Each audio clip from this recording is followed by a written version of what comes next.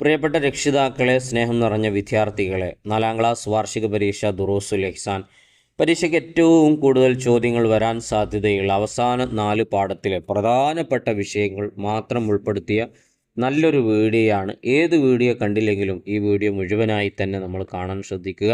നല്ല മാർക്ക് നമുക്ക് സ്കോർ ചെയ്യാൻ പറ്റും. ഇതിലെ കാര്യങ്ങളൊക്കെ പഠിച്ചു എന്നുകൂടെ നിങ്ങൾ ഉറപ്പുവരുത്തുക. നമ്മൾ ആദ്യം വായിക്കുന്നത് 7ാമത്തെ കാരുണ്യം കുഞ്ഞുങ്ങളോട് എന്നുള്ള പാഠമാണ്. അതിൽ പ്രധാനമായി നിങ്ങൾക്ക് കാണാം, ഹുസൈനും മിന്നി വ അന മിൻ ഹുസൈൻ. ഹുസൈൻ എൻ്റെ ഭാഗമാണ്, ഞാൻ ഹുസൈൻ്റെയും ഭാഗമാണ്. ചിലപ്പോൾ പൂരിപ്പിക്കാൻ, ചിലപ്പോൾ അർത്ഥം എഴുതാൻ, ചിലപ്പോൾ അറബി എഴുതാൻ, ഏതെങ്കിലും ഒരു രൂപത്തിൽ ചോദിക്കാൻ സാധ്യതയുണ്ട്. മല്ലാ യർഹം ലാ യുർഹം. കരുണ ചെയ്യാത്തവന് കരുണ ലഭിക്കുകയില്ല. ഇമ്പോർട്ടൻ്റ് ആണ്, നോട്ട് ചെയ്ത് വെക്കുക. ഇനി അടുത്തത് ചോദ്യോത്തരത്തിലേക്ക് വരികയാണെങ്കിൽ, നബി സല്ലല്ലാഹു അലൈഹി വസല്ലമയും സ്വഹാബികളും പോകുന്ന വഴിയിൽ കളിച്ചുകൊണ്ടിരുന്ന പേരക്കുട്ടി ആരായിരുന്നു? ഹുസൈൻ റളിയല്ലാഹു അൻഹു ആയിരുന്നു. 2. നബി സല്ലല്ലാഹു അലൈഹി വസല്ലമ തങ്ങൾ പിടിക്കാൻ ശ്രമിച്ചപ്പോൾ ഹുസൈൻ റളിയല്ലാഹു അൻഹു എന്തു ചെയ്തു? ഹുസൈൻ റളിയല്ലാഹു അൻഹു പിടികൊടുക്കാതെ അങ്ങോട്ടും ഇങ്ങോട്ടും ഓടിക്കളിച്ചു. 3. ചെറിയവരോടുള്ള കരുണയുടെ ഭാഗമായി ചെയ്യാവുന്ന കാര്യങ്ങളിൽ 3 എഴുതാനാണ് ആവശ്യപ്പെട്ടിട്ടുള്ളത്. അവരോടൊപ്പം കളിക്കുക, അവരെ ചുംബിക്കുക, അവർ പറയുന്നത് കേട്ടിരിക്കുക, അവരുടെ ഇഷ്ടം അറിഞ്ഞു പ്രവർത്തിക്കുക, തെറ്റുകൾ സ്നേഹത്തോടെ തിരുത്തുക, നന്മ കണ്ടാൽ പ്രശംസിക്കുക, അവർക്ക് സമ്മാനം നൽകുക, അവരെ സഹായിക്കുക, അവർക്ക് സംരക്ഷണം നൽകുക. ഇതൊക്കെ വളരെ ഇമ്പോർട്ടൻ്റ് ആണ്. ഒരു 2-3 പഠിച്ചു വെക്കുക, ചിലപ്പോൾ ചോദിക്കാൻ സാധ്യതയുണ്ട്. ഇനി അടുത്ത പാഠം 8ാമത്തത് ചില വിചാരങ്ങൾ തെറ്റാണ് എന്നതിലെ ഇമ്പോർട്ടൻ്റ് ആയിട്ടുള്ള ചോദ്യങ്ങൾ. യാ അയ്യുഹല്ലദീന ആമനു ഇജ്തനിബു കസീറം മിനൽ-ലന്നി ഇന്ന ബഅദൽ-ലന്നി ഇസ്മുൻ. പഠിച്ചു എന്ന് ഉറപ്പുവരുത്തുക. ഇമ്പോർട്ടൻ്റ് ആയിട്ടുള്ള ആയത്താണ്. സത്യവിശ്വാസികളെ, തോന്നലുകളിൽ അധികവും നിങ്ങൾ ഒഴിവാക്കേണ്ടതാണ്. നിശ്ചയം ചില തോന്നലുകൾ കുറ്റകരമാണ്. അപ്പോൾ നമ്മൾ വിചാരിക്കുക എന്നൊക്കെ പറയില്ല, അതാണ് തോന്നൽ. നമ്മൾ വിചാരിച്ചത് ചിലപ്പോൾ തെറ്റായിരിക്കും, അതാണ് പറഞ്ഞത്.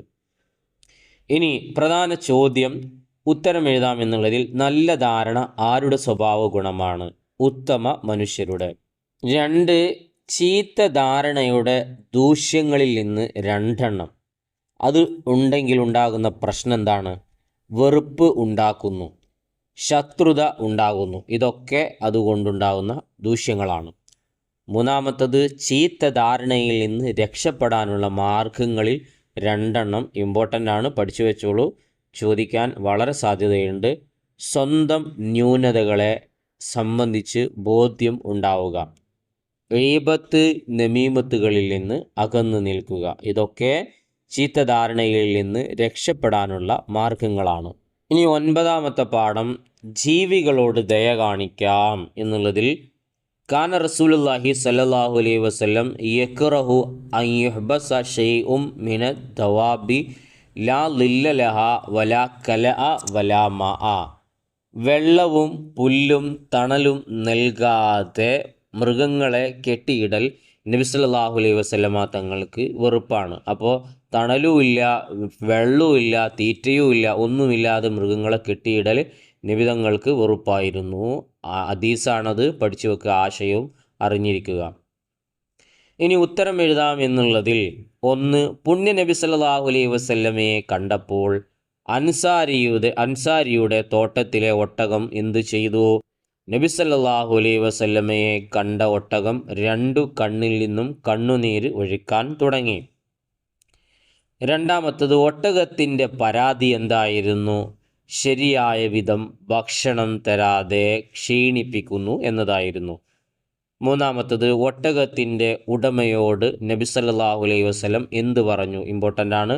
അള്ളാഹു നിനക്ക് നൽകിയ ഈ മൃഗത്തിൻ്റെ കാര്യത്തിൽ എന്തുകൊണ്ട് നീ അള്ളാഹുവിനെ സൂക്ഷിക്കുന്നില്ല എന്നുള്ളതാണ്. 4. ജീവികളോടുള്ള ദയയുടെ ഭാഗമായി നമുക്ക് ചെയ്യാവുന്ന ഒരു പ്രവർത്തനം എഴുതുക.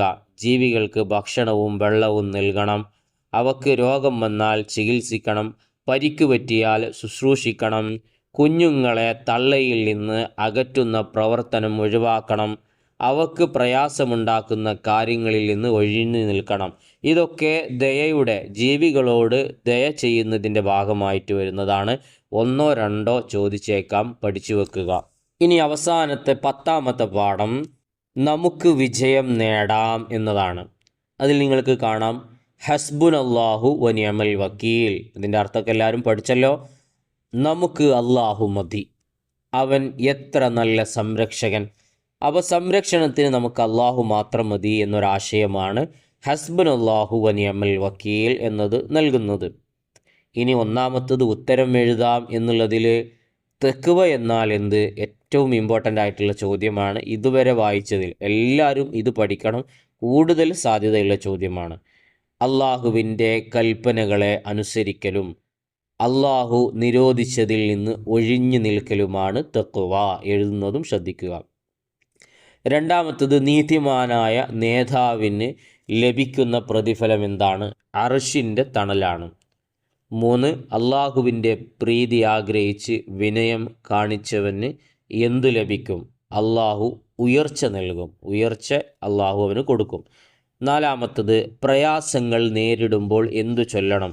നോട്ട് ചെയ്ത് വെച്ചോളൂ, ഹസ്ബുനല്ലാഹു വനിഅമൽ വക്കീൽ എന്ന് ചൊല്ലണം. അപ്പോൾ ഈ പറഞ്ഞ വിഷയങ്ങളൊക്കെ വളരെ ഇമ്പോർട്ടൻ്റ് ആയിട്ടുള്ള കാര്യങ്ങൾ മാത്രമാണ്. എല്ലാവരും ഇത് പഠിക്കുക. ഒരു തവണ കേട്ടിട്ട് പഠിച്ചില്ലെങ്കിൽ മറ്റൊരു തവണ കൂടെ കേട്ട് പഠിച്ചാൽ അതിൻ്റെ ഉപകാരം വലുതായിരിക്കും എന്നൊരിക്കൽ കൂടി അറിയിക്കുകയാണ്. എല്ലാവർക്കും നല്ല രൂപത്തിലുള്ള വിജയം അല്ലാഹു തആല നൽകട്ടെ. എല്ലാ വിഷയങ്ങളിലും അല്ലാഹു തആല കമൻറ്റിൽ ആമീൻ എഴുതുന്നവർക്ക് അല്ലാഹു തആല നൽകി അനുഗ്രഹിക്കട്ടെ.